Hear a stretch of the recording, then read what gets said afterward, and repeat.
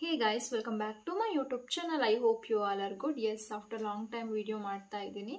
So S, ಇವತ್ತಿನ ಈ video ಮಾಡಲಿಕ್ಕೆ ರೀಸನ್ ಏನು ಅಂತ ಹೇಳಿದ್ರೆ, ಇತ್ತೀಚೆಗಷ್ಟೇ KRIES ರಿಕ್ರೂಟ್ಮೆಂಟ್ಗೆ ಸಂಬಂಧಪಟ್ಟ ಹಾಗೆ ನೋಟಿಫಿಕೇಶನ್ನ ಬಿಟ್ಟಿದ್ದಾರೆ. ಮತ್ತು ಅಪ್ಲಿಕೇಶನ್ ಹಾಕ್ಲಿಕ್ಕೂ ಕೂಡ ಆನ್ಲೈನ್ನಲ್ಲಿ ಅಪ್ಲಿಕೇಶನ್ ಹಾಕ್ಬೋದು ಅಂತ ಕೂಡ ಹೇಳಿದ್ದಾರೆ.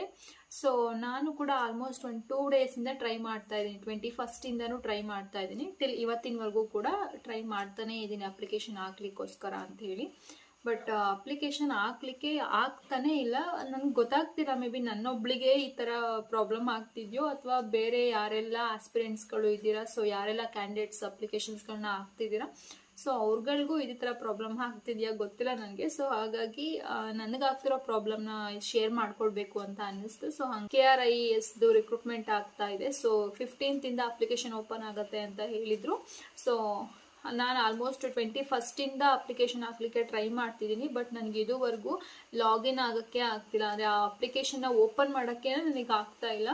ಯೂಸರ್ ಅಂದರೆ KEA ರಿಕ್ರೂಟ್ಮೆಂಟ್ ಪೋರ್ಟಲ್ನಲ್ಲಿ ಯೂಸರ್ ನೇಮನ್ನು ಕೇಳ್ತಿದೆ. ನನಗೆ ಯೂಸರ್ ನೇಮ್ ಗೊತ್ತಿಲ್ಲ. ಸೊ ಅಟ್ಲೀಸ್ಟ್ ನನಗೆ ಯೂಸರ್ ನೇಮ್ ಗೊತ್ತಿಲ್ವಲ್ಲ. ಸೊ ಹಾಗಾಗಿ ನನ್ನ ನೇಮನ್ನೇ ಕೊಡೋಣ ಅಂತ ಹೇಳ್ಬಿಟ್ಟು ನನ್ನ ಹೆಸರನ್ನ ಹಾಕಿ OTP ಕೇಳಿದ್ರೆ ಗೆಟ್ OTP ಕೊಟ್ಟರೆ OTP ಬರ್ತಿಲ್ಲ.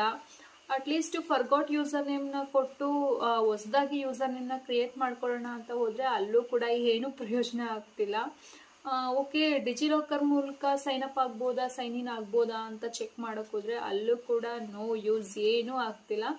ಆಲ್ಮೋಸ್ಟ್ 21st ಟ್ರೈ ಮಾಡ್ತಿದ್ದೀನಿ. ಇವತ್ತು 24th. ಇವತ್ತಿನವರೆಗೂ ನನಗೆ ಆ ಒಂದು ಅಪ್ಲಿಕೇಶನ್ನ ಓಪನ್ ಮಾಡ್ಕೊಳ್ಳೋಕ್ಕೆ ಆಗ್ತಾ ಇಲ್ಲ. ಎಷ್ಟು ತುಂಬ ಸಿಕ್ಕಾಪಟ್ಟೆ ಸಲ, ಮೋರ್ ದೆನ್ 100 ಟೈಮ್ಸ್ಗಿಂತ ಜಾಸ್ತಿ ಸಲ ಟ್ರೈ ಮಾಡಿದ್ದೀನಿ. ಆ ಒಂದು ಮೊಬೈಲಲ್ಲಿ ಆ ಒಂದು ಅಪ್ಲಿಕೇಶನ್ಸ್ಗಳನ್ನ ನೋಡಿ ನನಗೆ ಕಣ್ಣು ಬಂತು ಬಿಟ್ಟರೆ ಅಪ್ಲಿಕೇಶನ್ಸ್ ಅಂತೂ ಓಪನ್ನೇ ಆಗಿಲ್ಲ. ಸೊ ಯಾರಾದರೂ ಅಪ್ಲಿಕೇಶನ್ ಹಾಕಿದ್ರೆ ಅಥವಾ ಹೆಂಗೆ ಅಪ್ಲಿಕೇಶನ್ ಹಾಕೋದು ಅಂತ ಗೊತ್ತಿದ್ರೆ ದಯವಿಟ್ಟು ಈ ಒಂದು ವಿಡಿಯೋ ನೋಡ್ತಿದ್ರೆ ಕಮೆಂಟ್ ಬಾಕ್ಸಲ್ಲಿ ತಿಳಿಸ್ಕೊಡಿ, ನನಗೂ ಸ್ವಲ್ಪ ಯೂಸ್ ಆಗುತ್ತೆ. ಇನ್ನು ಈ ಒಂದು KRIES ಅಥವಾ ಕರ್ನಾಟಕ ವಸತಿ ಶಿಕ್ಷಣ ಶಾಲೆಗಳಲ್ಲಿ ಏನೆಲ್ಲ ಶಿಕ್ಷಕರ ಹುದ್ದೆಗಳಿಗೆ ಕಾಲ್ಫರ್ ಆಗಿದೆ, ಸೊ ಆ ಒಂದು ಹುದ್ದೆಗಳಲ್ಲಿ ನಾನು ಕನ್ನಡ ಮತ್ತು ಸೋಷಿಯಲ್ ಸೈನ್ಸ್ ಹುದ್ದೆಗಳಿಗೆ ಸಂಬಂಧಪಟ್ಟಾಗೆ ಏನೆಲ್ಲ ಎಜುಕೇಷನಲ್ ಕ್ವಾಲಿಫಿಕೇಶನ್ ಇರಬೇಕು ಅನ್ನೋದನ್ನ ಈ ವಿಡಿಯೋದಲ್ಲಿ ತಿಳಿಸ್ಕೊಡ್ತೀನಿ. ಬಿಕಾಸ್ ನನ್ನ ಒಂದು ಸಬ್ಜೆಕ್ಟ್ ಬಂದು ಕನ್ನಡ ಮತ್ತು ಸೋಷಿಯಲ್ ಸೈನ್ಸ್ ಆಗಿರೋದ್ರಿಂದ ಸೊ ನನಗೆ ಆ ಒಂದು ವಿಷಯಗಳ ಮೇಲೆ ಜಾಸ್ತಿ ನಾಲೆಡ್ಜು ಮತ್ತು ಜಾಸ್ತಿ ಗ್ರಿಪ್ಪು ಇದೆ. ಅದು ಬೇರೆ ವಿಷಯಗಳಿಗೆ ಹೋಲಿಸ್ಕೊಂಡ್ರೆ ಈ 2 ವಿಷಯಗಳ ಮೇಲೆ ನನಗೆ ಸ್ವಲ್ಪ ಗ್ರಿಪ್ ಜಾಸ್ತಿ ಇದೆ. ಸೊ ಹಾಗಾಗಿ ಆ ಒಂದು ವಿಷಯಗಳಿಗೆ ಸಂಬಂಧಪಟ್ಟಂತೆ ಏನೆಲ್ಲ ಕ್ವಾಲಿಫಿಕೇಶನ್ ಇರಬೇಕು ಅನ್ನೋದನ್ನ ಈ ವಿಡಿಯೋದಲ್ಲಿ ತಿಳಿಸ್ಕೊಡ್ತೀನಿ. ಸೊ ಕನ್ನಡ ಶಿಕ್ಷಕರು ಅಥವಾ ಕನ್ನಡ ಭಾಷಾ ಶಿಕ್ಷಕರ ಹುದ್ದೆಗಳಿಗೆ ಅಪ್ಲಿಕೇಶನ್ ಹಾಕಬೇಕು ಅಂತ ನೀವು ಅನ್ಕೊಂಡಿದ್ರೆ ನೀವು ಡಿಗ್ರಿನಲ್ಲಿ ಕನ್ನಡವನ್ನ ಐಚ್ಛಿಕ ವಿಷಯವನ್ನಾಗಿ ಅಥವಾ ಆಪ್ಷನಲ್ ಆಗಿ ಓದಿರ್ಬೇಕಾಗುತ್ತೆ. ಸೊ ಯಾರೆಲ್ಲ ಡಿಗ್ರಿನಲ್ಲಿ ಆಪ್ಷನಲ್ ಕನ್ನಡವನ್ನ ಒಂದು ಸಬ್ಜೆಕ್ಟ್ ಆಗಿ ಓದ್ಕೊಂಡಿರ್ತಿರೋ ಸೊ ಅಂಥವ್ರು ಜೊತೆಗೆ BEd ನಲ್ಲಿ ಡಿಗ್ರಿನಲ್ಲಿ ಆಪ್ಷನಲ್ ಕನ್ನಡವನ್ನ ಓದಿರ್ಬೇಕು. ಅದ್ರ ಜೊತೆಗೆ BEd ಅಲ್ಲಿ HK ಮೆಥಡನ್ನ ತಗೊಂಡು ಓದ್ಕೊಂಡಿರ್ಬೇಕು. ಸೊ ಇದೆರಡನ್ನೂ ಕೂಡ ಮಾಡ್ಕೊಂಡಿದ್ರೆ ನೀವು ಕನ್ನಡ ಭಾಷಾ ಶಿಕ್ಷಕರ ಹುದ್ದೆಗೆ ಅಪ್ಲಿಕೇಶನ್ ಹಾಕ್ಲಿಕ್ಕೆ ಎಲಿಜಿಬಲ್ ಆಗಿರ್ತೀರಾ. ಇನ್ ಕೇಸ್ ನೀವು ಡಿಗ್ರಿನಲ್ಲಿ ಆಪ್ಷನಲ್ ಕನ್ನಡ ಓದಿಲ್ಲ ಅಂತ ಹೇಳಿದ್ರೆ ಅಟ್ಲೀಸ್ಟ್ ನೀವು ಕನ್ನಡ ವಿಷಯಕ್ಕೆ ಸಂಬಂಧಪಟ್ಟಂತೆ ಸ್ನಾತಕೋತ್ತರ ಪದವಿಯನ್ನ ಅಂದರೆ ಮಾಸ್ಟರ್ಸ್ ಅನ್ನ ಮಾಡಿರ್ಬೇಕಾಗುತ್ತೆ ಕನ್ನಡ ವಿಷಯದಲ್ಲಿ. ಅಂದರೆ MA ಇನ್ ಕನ್ನಡವನ್ನ ಮಾಡಿರ್ಬೇಕು. ನೀವು MA ಇನ್ ಕನ್ನಡ ಮಾಡಿಲ್ಲ ಅಂತ ಹೇಳಿದ್ರೆ ಅಟ್ಲೀಸ್ಟ್ ಡಿಗ್ರಿನಲ್ಲಿ ಆಪ್ಷನಲ್ ಕನ್ನಡ ಒಂದು ಸಬ್ಜೆಕ್ಟ್ ಏನಿರುತ್ತೆ ಆ ಒಂದು ಆಪ್ಷನಲ್ ಕನ್ನಡವನ್ನ ಓದಿರ್ಬೇಕಾಗುತ್ತೆ. 3 ವರ್ಷಗಳ ಡಿಗ್ರಿನಲ್ಲಿ ಆಪ್ಷನಲ್ ಕನ್ನಡ ಓದಿರ್ಬೇಕು. ಆಪ್ಷನಲ್ ಕನ್ನಡ 3 ವರ್ಷ ಡಿಗ್ರಿನಲ್ಲಿ ಓದಿಲ್ಲ ಅಂತ ಹೇಳಿದ್ರೆ ಅಟ್ಲೀಸ್ಟ್ ನೀವು ಮಾಸ್ಟರ್ಸ್ನ ಕನ್ನಡದಲ್ಲಿ ಮಾಸ್ಟರ್ಸ್ನ ಮಾಡ್ಕೊಂಡಿರ್ಬೇಕಾಗುತ್ತೆ. ಅದ್ರ ಜೊತೆಗೆ BEd ಅಲ್ಲಿ HK ಮೆಥಡನ್ನ ಓದಿರ್ಬೇಕಾಗುತ್ತೆ. ಸೊ ಈ ಒಂದು ಕ್ವಾಲಿಫಿಕೇಶನ್ ಜೊತೆಗೆ ಇನ್ನು ಅಡಿಷ್ನಲ್ ಆಗಿ ಏನು ಅಂತ ಹೇಳಿದ್ರೆ ಟೆಟ್ ಎಕ್ಸಾಮು ಕರ್ನಾಟಕ ಅಂದರೆ ಮಾಮೂಲಿ KTET ಆಗಿರ್ಬೋದು ಅಥವಾ CTET ಆಗಿರಬಹುದು. ಅಂದರೆ ಸೆಂಟ್ರಲಿಂದ ಏನು ನಡೆಸ್ತಾರೆ ಟೆಟ್ ಎಕ್ಸಾಮು ಆ ಒಂದು ಟೆಟ್ ಎಕ್ಸಾಮ್ನಲ್ಲಾದರೂ ಆಗಿರಬಹುದು ಅಥವಾ ಕರ್ನಾಟಕದಿಂದ ಏನು ಟೆಟ್ ಎಕ್ಸಾಮ್ ನಡೆಸ್ತಾರೆ ಟೀಚರ್ ಎಲಿಜಿಬಿಲಿಟಿ ಟೆಸ್ಟ್ ಅಂತ ಹೇಳಿ ಏನು ನಡೆಸ್ತಾರೆ ಸೊ ಆ ಒಂದು ಟೆಸ್ಟ್ನಲ್ಲಿ ಪೇಪರ್ 2ನಲ್ಲಿ ಅಂದರೆ ಪತ್ರಿಕೆ 2ರಲ್ಲಿ ನೀವು ಪಾಸನ್ನು ಆಗಿರಬೇಕು ಅಥವಾ ಉತ್ತೀರ್ಣರಾಗಿರಬೇಕು. ಸೊ ಪೇಪರ್ 2 ಟೆಟ್ ಎಕ್ಸಾಮ್ನಲ್ಲಿ ಪೇಪರ್ 2 ಕ್ಲಿಯರ್ ಆಗಿರಬೇಕು. ಜೊತೆಗೆ ಮಾಸ್ಟರ್ಸ್ನ ಕನ್ನಡದಲ್ಲಿ ಮಾಡ್ಕೊಂಡಿರ್ಬೇಕು ಅಥವಾ ಡಿಗ್ರಿನಲ್ಲಿ ಆಪ್ಷನಲ್ ಕನ್ನಡವನ್ನು ಓದಿರಬೇಕು. ಅದ್ರ ಜೊತೆಗೆ BEdನ HK ಮೆಥಡಲ್ಲಿ ಓದಿರಬೇಕು.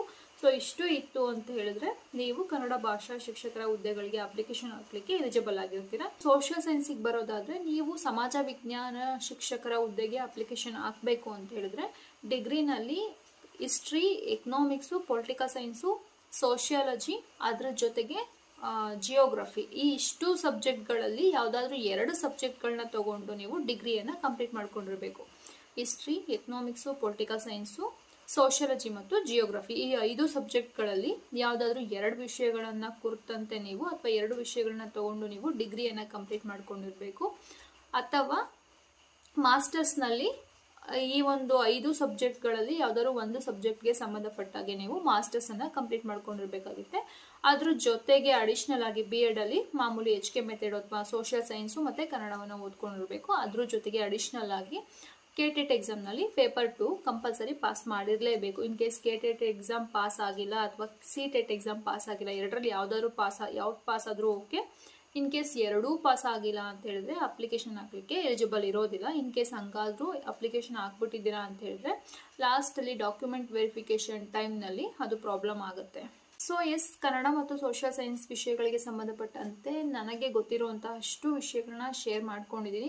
ಮಿಕ್ಕಂತಹ ವಿಷಯಗಳಿಗೆ ಸಂಬಂಧಪಟ್ಟಂತಹ ಎಜುಕೇಷನಲ್ ಕ್ವಾಲಿಫಿಕೇಷನು ಮತ್ತು ಅಡಿಷ್ನಲ್ ಕ್ವಾಲಿಫಿಕೇಷನ್ ಲಿಸ್ಟ್ ಏನಾದ್ರು ಬೇಕು ಅಂತ ಹೇಳಿದ್ರೆ ನನ್ನ ಒಂದು ವಾಟ್ಸಪ್ ಚಾನಲ್ನಲ್ಲಿ ಈ ಒಂದು PDF ಅಪ್ಲೋಡ್ ಮಾಡಿರ್ತೀನಿ. ಸೊ ಬೇಕಾಗಿರುವಂತಹ ಅಭ್ಯರ್ಥಿಗಳು ಅಥವಾ ಕ್ಯಾಂಡಿಡೇಟ್ಸ್ ಯಾರಿದ್ದೀರಾ ಸೊ ಅಂಥವರು ಅಲ್ಲೋಗಿ ಚೆಕ್ ಮಾಡಿಕೊಂಡು ನೀವೊಂದು ಆ PDF ಯಾವ್ಯಾವ ಬೇರೆ ಬೇರೆ ಸಬ್ಜೆಕ್ಟ್ಗಳಿಗೆ ಸಂಬಂಧಪಟ್ಟಂತೆ ಅಡಿಷ್ನಲ್ ಕ್ವಾಲಿಫಿಕೇಷನ್ ಜೊತೆಗೆ ಎಜುಕೇಷನಲ್ ಕ್ವಾಲಿಫಿಕೇಷನ್ನ ಪೂರ್ತಿ PDF ಅದರಲ್ಲಿ ಹಾಕಿರ್ತೀನಿ, ಹೋಗಿ ಚೆಕ್ ಮಾಡ್ಕೊಳ್ಳಿ. ಐ ಹೋಪ್ ನಿಮಗೆ ವಿಡಿಯೋ ಇಷ್ಟ ಆಗಿದೆ ಅಂದ್ಕೊಂಡಿದ್ದೀನಿ. ಇದೇ ಥರ ಹೊಸ ವಿಡಿಯೋದೊಂದಿಗೆ ಮತ್ತೆ ಬರ್ತೀನಿ. ಅಲ್ಲಿವರೆಗೂ take care, by, have A good day.